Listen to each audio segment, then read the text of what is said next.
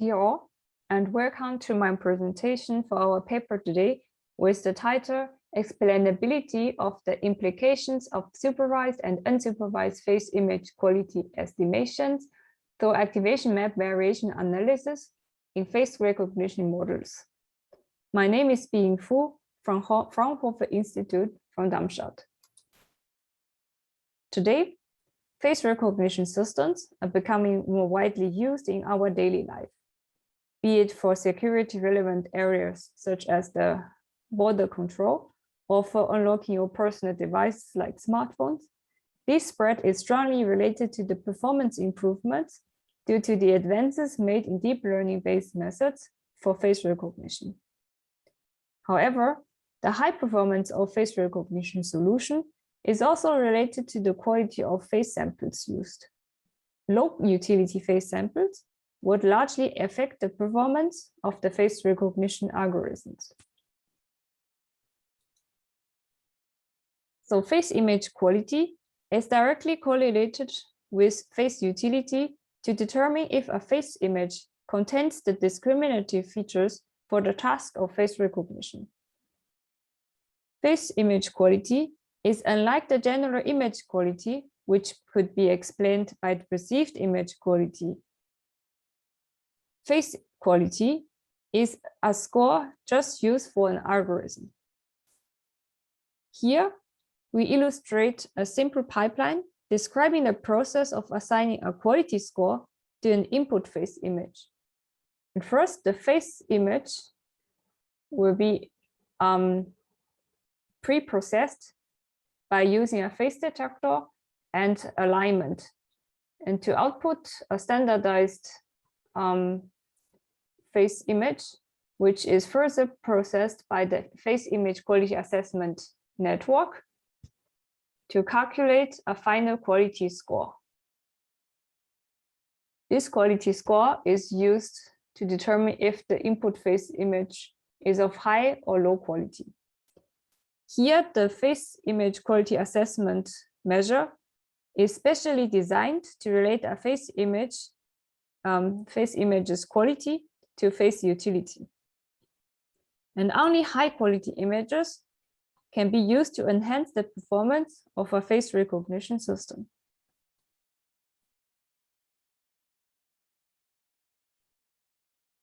The categories of face image quality assessment methods are large. As simplified by this tree diagram, we can see that these methods can be mainly divided into supervised, unsupervised, or feature-based methods. Supervised methods mainly learn with pseudo-quality labels, such as SCD FIQA or face QNet. They require data with labeled quality images. But the unsupervised methods like SER, FIQ, it relates the face quality directly to the robustness of the face embeddings. The advantage of this unsupervised method is that it does not require ground truth labels with these pseudo quality labels. So it can be more generalized and applied to different images. And the feature-based methods are mainly derived from the handcrafted features defined by the ISO standards, such as blur, illumination symmetry, inter-eye distance, or exposures. These single quality factors are mainly derived from the spatial domain of the input image. And due to the recent advances and interest in this research field, the diversity of these methods is immense, but less work focused on showing the explainability directly. Therefore, the main scope in our work aims to propose a novel set of explainability tools to derive reasoning for different FIQA decisions and their face recognition performance implications. To enable our tools to be deployed to both supervised and unsupervised FIQA approaches, we do not look directly into the responses of the FIQA approach itself, but rather at the face recognition model behavior when processing images with various FIQ decisions.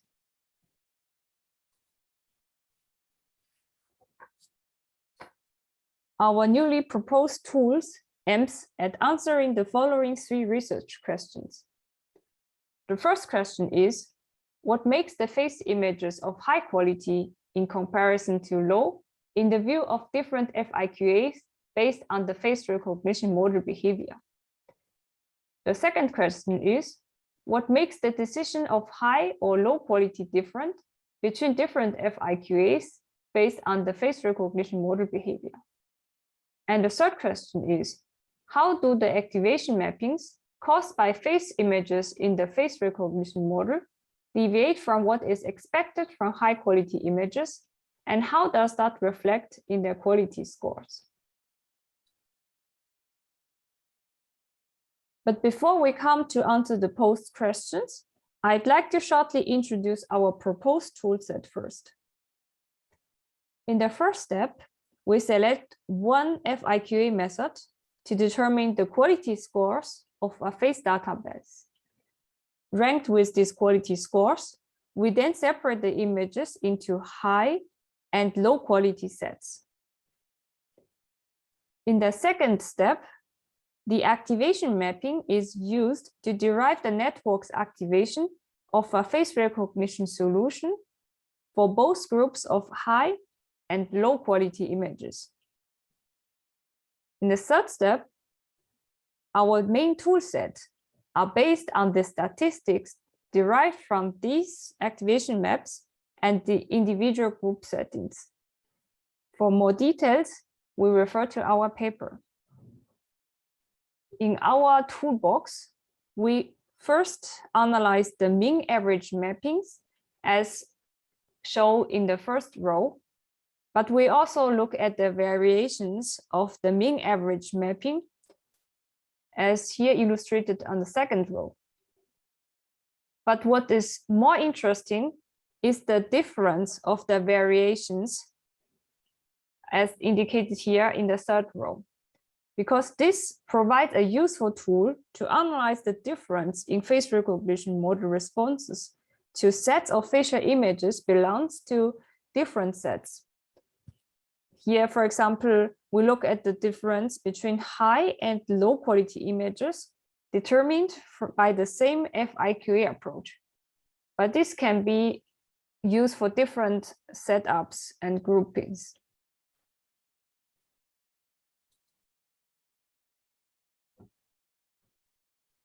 Now to answer the first question, what makes the face image of high quality different to low quality images?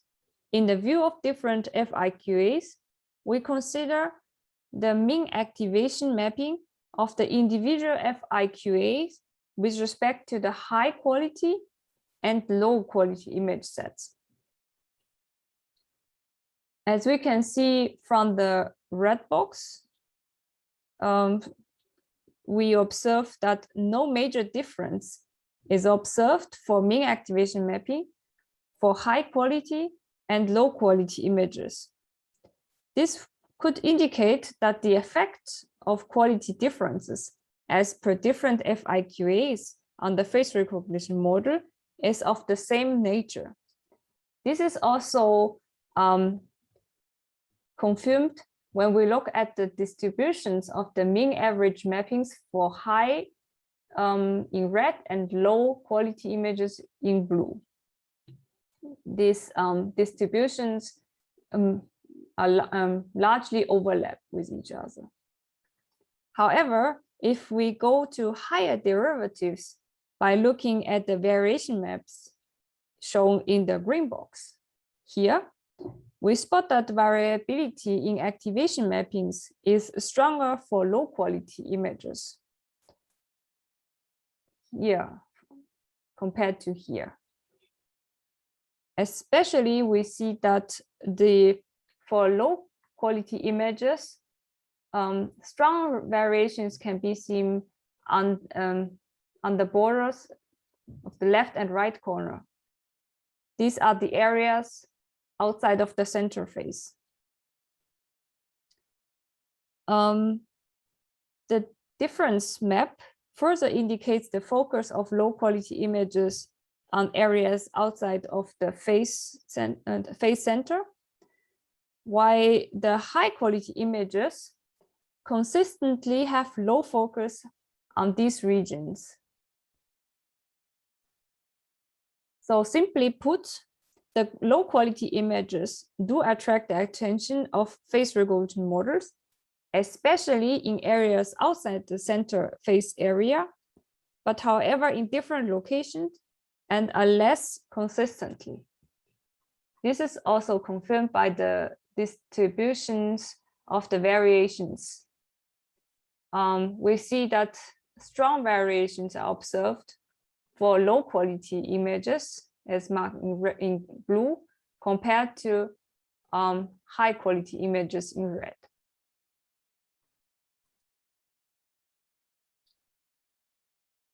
So the question, what makes the decision of high or low quality different between different FIQAs based on the face recognition model behavior? We want to observe this across different FIQA methods. Therefore, we look at decisions for high and low quality across different FIQA methods. Like we compare BRISC to face QNet, BRISC to MACFace, and face QNet to MACFace, and MACFace to SEI FIQA. As marked in the green box, we see samples selected to be low by the supervised methods like face QNet or BRISC tend to have higher activation variations on the left and right edges of the face images compared to MACFace. It's shown here in the second and third row. This consistent activation variation on areas outside of the face center might be a rationalization of the lower performance of these methods, like face QNet and BRISC, towards MACFace on the other side.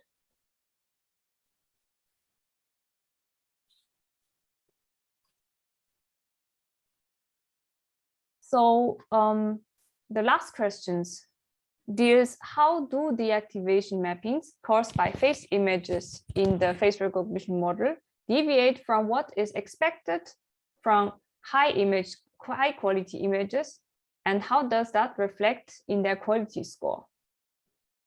In this figure, we show sample images with the deviation from the mean activation mapping from high quality images. Left are the samples of the high quality images, and right are the samples of low quality images. These highlighted areas in the images are supposed to show areas which could cause the degradations in quality as they deviate from the mean template of high qualities.